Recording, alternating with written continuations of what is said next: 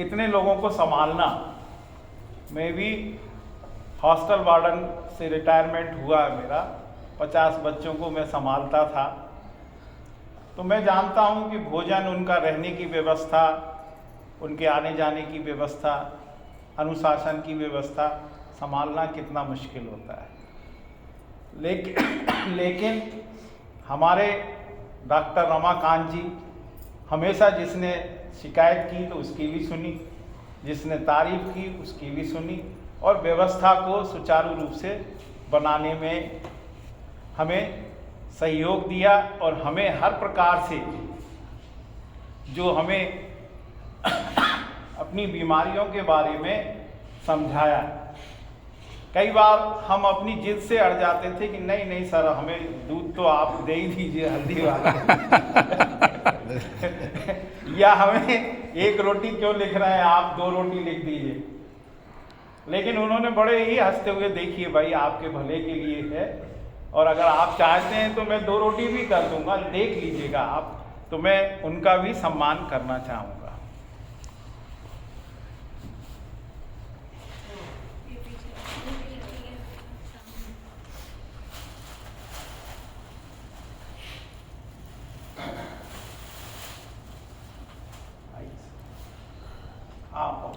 आप मोहम्मद जी आ जाइए, आप सभी आ जाइए।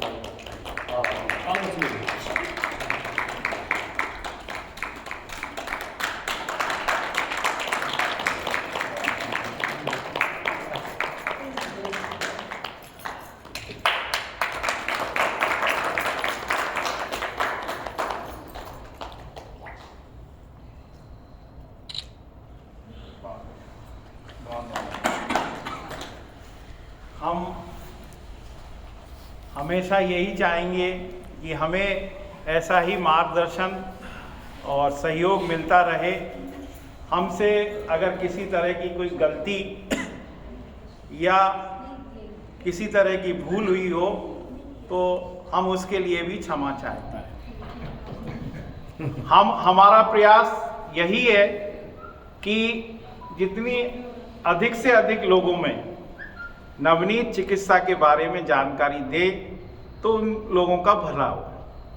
मैं मधुसूदन जी से भी निवेदन करूंगा कि वे हमें मार्गदर्शन देने का कष्ट करें।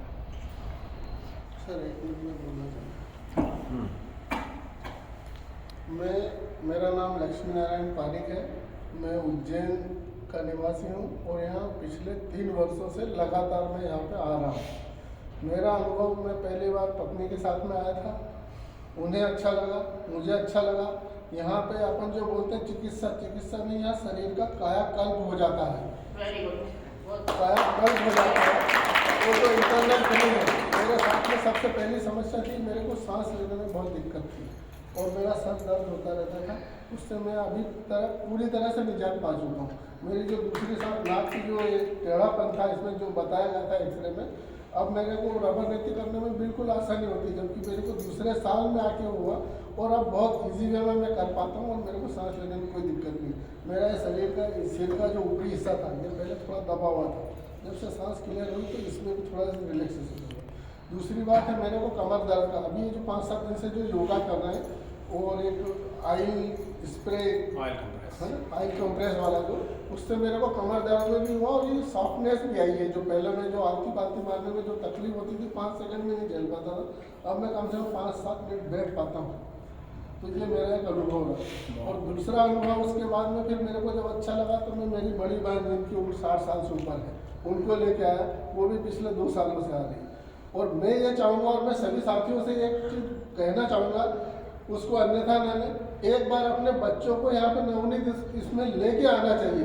इनसे मुझे मालूम पड़ सके कि अपनी भविष्य में दिनचर्या अपनी कैसी होना चाहिए, जिससे उन्हें पढ़ाई में भी उनको सहयोग मिलेगा और स्वास्थ्य का लाभ भी मिलेगा। तो बच्चों को एक बार अगर ला के आप अनुभव कराएंगे तो मेरे ख्याल से आपको बहुत अच्छा लगेगा और उसको बहुत अच्छे परिणाम मिलेंगे। और रहा दूसरा सवाल, यहाँ पे जो स्टाफ है, स्टाफ में किसी से किसी को कोई शिकायत नहीं। हमने यहाँ पे कभी किसी स्टाफ को गुस्सा करते हुए नहीं देखा। आपने अगर उनकी मर्यादा, उनके जो बंधन है, उससे लीक से हटके भी अगर कोई अपेक्षा की है, अगर उनके बस में है तो वो उसको अपने को सहज भाव में कर देते हैं। थोड़ा सा लीक से हटके भी वो सहयोग करते, मतलब किसी के मन में स्टाफ के प्रति कुछ नहीं।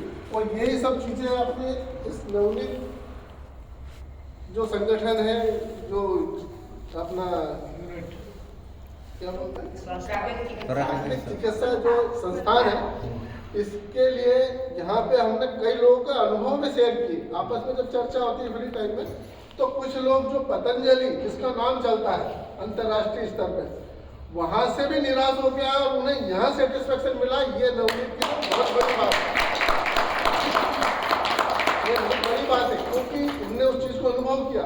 पैसा कहीं भी मायने नहीं रखता, पैसा हर जगह आदमी खर्च करता है, पर उसका पैसे का जो लाभ मिला, शरीर से वास्तविक जो लाभ मिला, वो नवनीत में आके मिला। और ये लोगों के उदाहरण है, ये मैं मेरी मर्जी से नहीं बोल रहा हूँ, जो हमने सुना वो बयान किया। और हमें जो सेवाएं मिली और हमें जो स्वास्थ्य लाभ मिला, उसके लिए मैं डॉक्टर साहब का, नवनीत संस्थान का और पूरे स्टाफ का हृदय से आभार व्यक्त करता हूँ। बसल मैडम, आप बोलना चाहेंगी? आपके अनुभव, परिचय।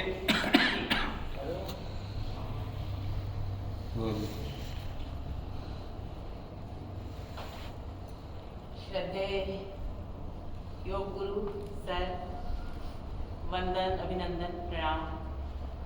उपस्थित सदन, वरिष्ठ जन, शिष्ट जन, प्रबुद्ध जन एवं सखियों, सर ने एक इतनी अच्छी बात कही, कायाकल्प। वो अपने आप में एक परिपूर्ण, पूरी परिभाषित शब्द है। और नवनीत प्राकृतिक चिकित्सा केंद्र ये दिव्य स्वस्थ संसार है। इसके दिव्य वातावरण में आकर हम अपना सब कुछ भूल चुके हैं और एक स्वस्थ वातावरण में जी रहे हैं। और बहुत अच्छी बात भाई साहब ने कही कि यहाँ हम बच्चों को जरूर लाएं, ताकि वो यहाँ का सात्विक वातावरण को आत्मसात करें और एक दिनचर्या जो होती है। वाकई में आजकल बच्चे जो मैगी और ये और वो खाते हैं, और हमने खुद 10 दिन में देखा कि पेट में तो आराम है, मतलब सर ने कराया, बहुत कुछ मुझे फायदा भी हुआ, लेकिन वो जो सात्विक दिनचर्या मैंने वो करी है, मैं सोचती हूँ कि हम कितने पिछड़ चुके थे। और शायद मैं पहले से आती तो आज मेरी ये स्थिति नहीं होती। और रही यहाँ के स्टाफ की बात, तो निस्वार्थ समर्पण, सेवाभाविता इसका परिचायक है नवनीत चिकित्सा केंद्र। मैं अभिभूत हूँ और आत्मीय आभार स्टाफ का। और इनके लिए एक बार फिर एक स्वरचित मुक्तक जो है वो पहली 4 पंक्तियाँ हमारे लिए और बाद के इस दिव्य प्राकृतिक चिकित्सा केंद्र नवनीत के लिए समर्पित है। मानव जीवन संघर्षों की, ये हम सभी पे है, जो मैंने महसूस किया। मानव जीवन संघर्षों की लंबी एक कहानी है। मानव जीवन संघर्षों की लंबी एक कहानी है। भाग रहे हम डर कर इससे, ये बहुत बड़ी नादानी। हम बीमारियों से पलायन करने की कोशिश करते हैं ना, ये बहुत बड़ी नादानी है। और अगली पंक्तियां सभी स्टाफ और सर को समर्पित हैं। प्राण हथेली पर रख कर जो जीवन देना सीख रहे, प्राण हथेली पर रख कर जो जीवन देना सीख रहे, युग नतमस्तक उनको होता, बस सच्ची यही कहानी है। मानव जीवन संघर्ष। हृदय से आत्मीय आभार। जैसा कि बसल मैडम ने कहा कि पहले शायद मैं आ जाती तो ये स्थिति नहीं होती, तो वास्तव में कई लोगों के साथ ऐसा है। तो हम लोग ये प्रयास करें कि जितना ज़्यादा से ज़्यादा बता सकें, और जो लोग पहले आ सकें, जिनका ट्रीटमेंट अच्छे से हो सके और समय रहते वो इसका लाभ लें, प्राकृतिक चिकित्सा केंद्र का। तो यही हमारे लिए, नवनीत के लिए और उन लोगों के लिए और समाज के लिए सहयोग रहेगा। मैं मधुसूदन जी से निवेदन करूंगा कि वे अपनी मुस्कुराहट के साथ हमें मार्गदर्शन देने का कष्ट करें कि हम अब अपने घर जाएंगे कल, तो वहाँ कैसे रहें और क्या करें और क्या ना करें। सबसे बड़ी बात ये है। गुप्ता जी ने जो कहा कि प्राकृतिक चिकित्सा में जो 10 दिन रह जाता है आदमी, तो वो तो ये जान जाता है कि यहाँ का जो एटमोसफियर है, यहाँ का जो खान पीन है, अगर उसके अनुसार आप चलते हैं तो आप कभी बीमार नहीं होंगे। अगर उसके अनुसार आप चलेंगे नहीं, कुछ गड़बड़ी कर ली तो वापस रोग हो जाएगा ये। और जो नहीं खाना है वो तो जैसे कि ये परांठे है, नमकीन है, बिस्कुट है, डबल रोटी है, पिज़्ज़ा है, बर्गर है, ये नहीं खा करके साथ और यहाँ की फेमस कचौड़ी, फटे कचौड़ी ये नहीं खा करके जो आपका जो यहाँ पर गाइडलाइन दी जा रही है उसको आप चलेंगे तो आप स्वस्थ रहेंगे। योग करेंगे, प्राणायाम करेंगे, बस तो आप बिल्कुल स्वस्थ हैं। क्या कह रहे हैं? साथ लोग चार तरह से हंसेंगे। हाँ, चार बजे ऐसी। हाँ, अंदर ही अंदर हंसना बहुत जोर है।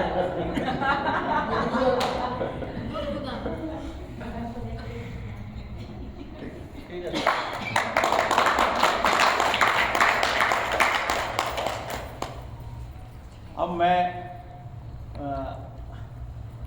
निवेदन करूंगा संस्था के प्रमुख डॉक्टर रमाकांत शर्मा जी से कि हमें मार्गदर्शन देने का कष्ट करें।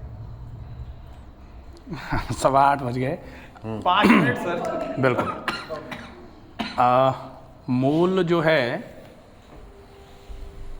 वो वैसे तो शायद बहुत बार अब की बार लेक्चर हो ही नहीं पाया, लेकिन सबसे ज़्यादा आवश्यक नियम जो होते हैं स्वस्थ रहने के लिए, बहुत छोटे छोटे नियम हैं। स्वस्थ व्रत करके एक बहुत बड़ा टॉपिक आयुर्वेद में रखा गया है, जिसमें छोटे छोटे नियम जो स्वस्थ रहने के लिए परम आवश्यक है। एक बहुत छोटी सी चीज़ जो आज मेरे दिमाग में आई, शायद मैं अभी वहाँ एसी में गया हुआ था गुप्ता जी के यहाँ, तो दिमाग में एकदम से आया कि जो बीमारियां हैं उनका मूल कारण वैसे तो व्यायाम की कमी है, लेकिन हम सब ये जानते हैं कि जिस प्रकार स्वस्थ जिंदा रहने के लिए भोजन की आवश्यकता होती है। स्वस्थ जिंदा तो सारे लोग हैं, कोई दवाइयाँ डायबिटीज़ की खा करके जी रहा है, कोई हार्ट के लिए गोलियां खा रहा है, खून पतला करने की गोलियां चल रही हैं, किसी ने किडनी बदलवा रखी है तो इम्यूनोसप्रेसेंट्स चल रहे हैं। लेकिन स्वस्थ रहें और अपने शरीर को निरोगी बना के रखें, इसके लिए बहुत आवश्यक होता है कि आप व्यायाम ज़रूर करें। और व्यायाम जब से हमारे जीवन में दूरियां बना रहा है, और अपने आप नहीं बना रहा, व्यायाम से दूरियां हम ही बना रहे हैं। जितना ज़्यादा हम व्यायाम से दूर होते जा रहे हैं, उतना ज़्यादा बीमारियां हमारे समीप आती चली जा रही है। लगातार धमाधम हम नई नई बीमारियों का सामना करते जा रहे हैं। और जब तक हमने व्यायाम बहुत पुराने समय में भी नहीं किया जाता था, आज से 50 साल पहले भी व्यायाम बहुत कम लोग करते थे, लेकिन उस समय काम में इतनी ज़्यादा व्यवस्थाएं रहती थी काम की कि व्यायाम की आवश्यकता ही नहीं होती थी। लोग सवेरे जग के जानवरों के लिए कुट्टी काटना है, मशीन से काट रहे हैं। शायद सबके यहाँ ये चलता होगा। कुएं से पानी खींचना, कुएं से पानी खींच रहे हैं पुरुष, महिलाएं घर में आटा पीस रही हैं चक्की से, छाछ बना रही हैं। लीपा लेपी जो होती थी वो फ्रोजन शोल्डर होने का झंझट ही नहीं था, लेकिन आज आपको अपने कंधे को ऐसे करके ही रखना है। आप अगर 200 ग्राम का मोबाइल भी अगर ऐसे 5 मिनट लेकर के बात कर लेते हो तो आपका पूरा हाथ हो जाता है। जबकि पहले दुनिया भर का काम महिलाएं और पुरुष सब करते थे और किसी को कोई समस्या नहीं रहती थी। व्यायाम तो नहीं करते थे लेकिन काम होता था। अब काम नहीं है और व्यायाम हमको करना नहीं है, तो फिर रोग से दूरी बहुत मुश्किल है, रोग आएगा ही पास। बहुत सिंपल सी बात है। रोग को अगर दूर रखना है तो हमें दशरथ माझी बनने की जरूरत नहीं है कि पर्वत को काट के रास्ता बनाना पड़ेगा या फिर हमें रॉकेट साइंस सीखना पड़ेगा। सिंपल सी चीजें हैं और बहुत आसान सा एक बहुत पुराने समय से चले आने वाला एक श्लोक है कि कोई परिपक्व नहीं होता, सबको धीरे धीरे करके ही चीजें समझ में आती हैं। और जो कहा जाता है कि करत करत अभ्यास के जड़मती होती सुजान, रस्सी आवत जाते ही सिल पर होते निशान। जब पत्थर पर रस्सी से निशान हो सकता है तो ऐसा कुछ नहीं है जो मनुष्य नहीं सीख सकता। और मनुष्य को सीखना किससे है? मनुष्य को पक्षियों से सीखना चाहिए, जिनको हम ये सोचते हैं ये क्या सिखाएंगे हमको। वो देखो वो रात को खाना नहीं खाते, आप रात को कुछ भी डाल, कबूतरों को रात को आप ज्वार डाल देना, नहीं आएंगे खाने। सवेरा जैसे ही होगा चह चाहते हुए आप ज्वार डालो, झुंड का झुंड आ जाएगा। जब वो ज्वार खा रहे होते हैं उनका पेट भर जाता है तो आपने नहीं देखा होगा कि कबूतर एक कोई थैला लेके आया है उसमें ऐसे करके भर के और कल के लिए भी ले जा रहा है। आपने नहीं देखा क्योंकि उसकी तासीर नहीं है, उसको जितना पेट भर गया बात खत्म, अब कल का कल देखेंगे।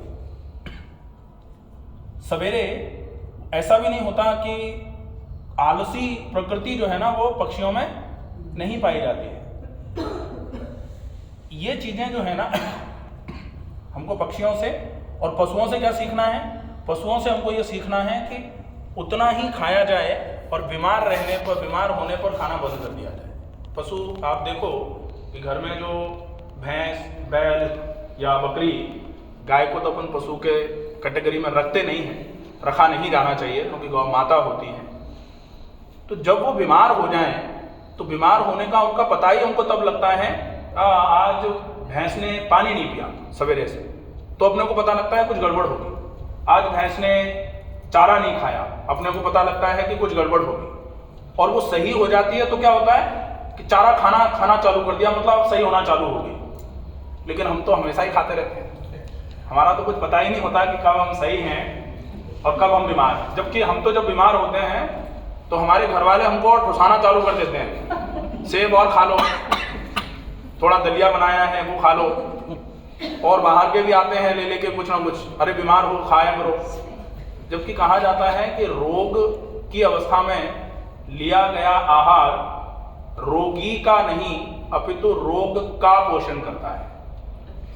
तो रोग की अवस्था और रोग का पोषण, इसका मतलब आप अगर रोग की अवस्था में कुछ खा रहे हो तो वो आपके शरीर में नहीं लगेगा।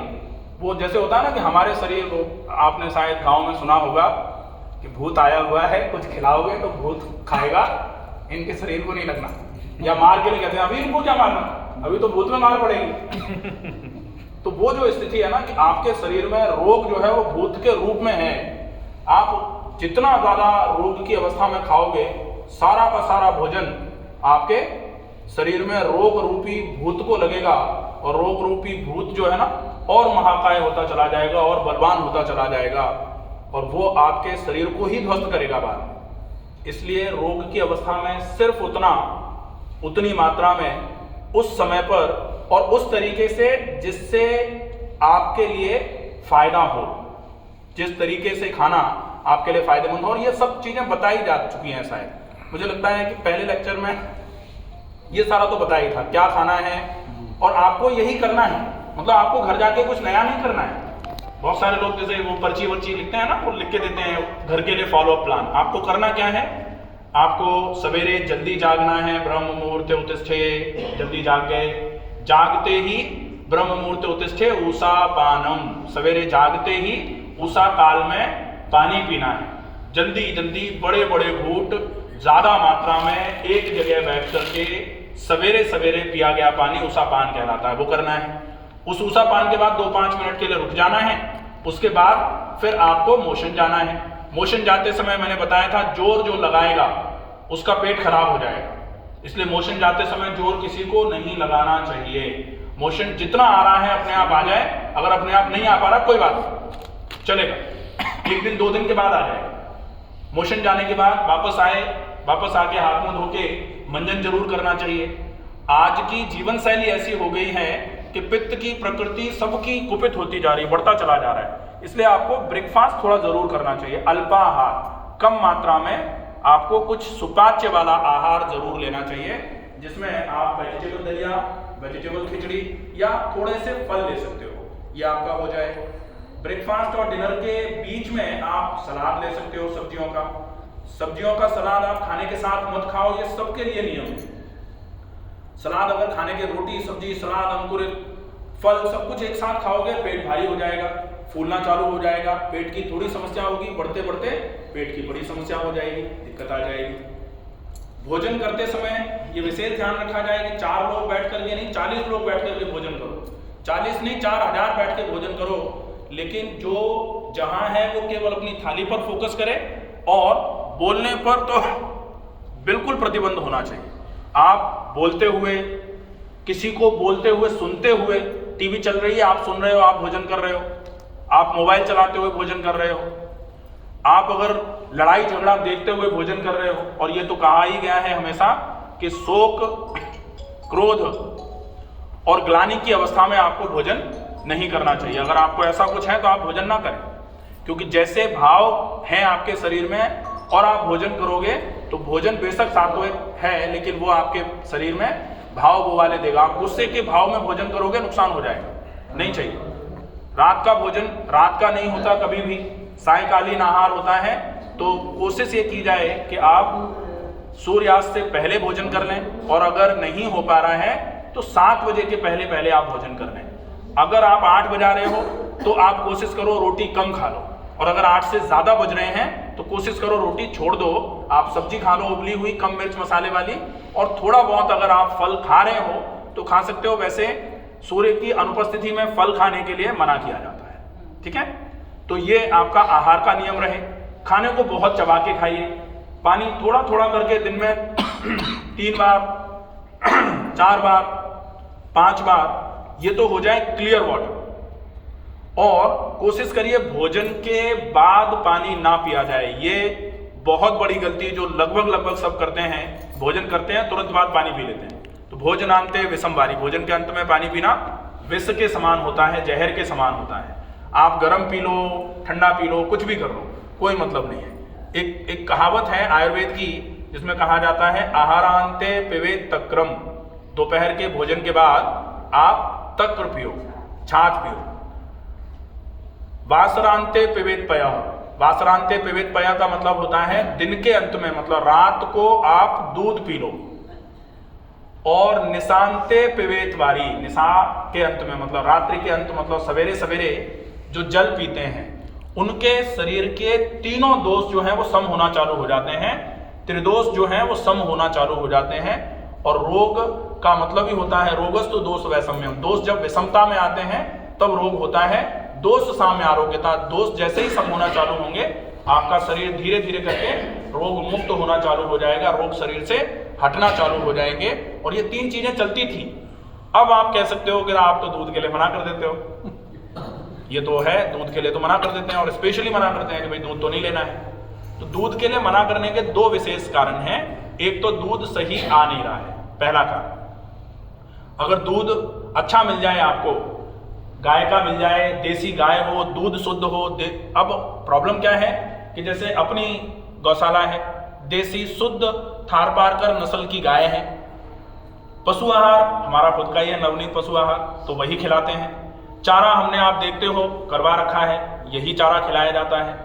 पानी में फ्लोराइड जरूर थोड़ा ज्यादा है, तो भाई गाय के लिए व्यवस्थाएं पानी की तो यही है, लेकिन फिर भी हम कोशिश करते हैं गाय को प्रॉपर तरीके से कैल्शियम मिल जाए। तो जो ठान वगैरह होती है पानी की, उसमें कैल्शियम वैल्शियम या पुताई वुताई जो होती है ना चूने से, वो करवाते रहते हैं। उसके बावजूद भी कुछ लोग जो आप लोग हैं दूध पीते हो और एसिडिटी हो जाती है, ऐसा देखा जाता है। जैसे 100 लोग हैं, 30 लोगों के दूध लिखा गया है, 30 में से 5 लोग कल आ जाएंगे कि दूध पिया था, पेट भारी भी रहा, सिर भारी हो गया, क्योंकि दूध एसिटोजेनिक हो जा रहा है, लैक्टोजन इंटॉलरेंस आ रहा है बॉडी में, दूध इसलिए नहीं ले सकते आप। और दूसरा, आपके शरीर की प्रकृति जो है, जिनके पित्त की प्रकृति है, वो दूध नहीं ले सकते।